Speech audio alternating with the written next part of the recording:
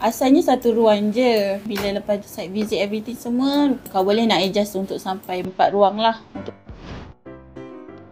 Dia satu bangunan yang famous lah sekarang.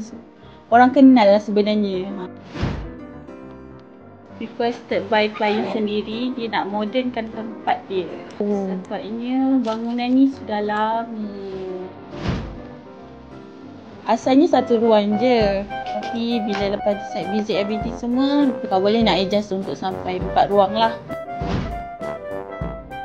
Korang masih free lah untuk site visit.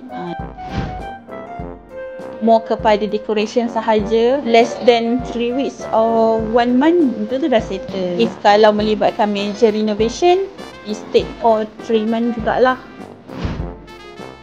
Setiap ruang berbeza. Yang ni kan, ceiling dia, tinggi dia tu 7,000 tau. Macam mana kita nak mainkan ruang, tapi at same time memang dia tu nampak cantik. Dia tak minta penuhkan pun, tapi nak nampakkan ruang tu vibe yang macam cozy. Of course lah dengan laser tape. Thank you terus support kita, terus support Liwan, support dengan di description. Jumpa lagi nanti, bye bye. Assalamualaikum.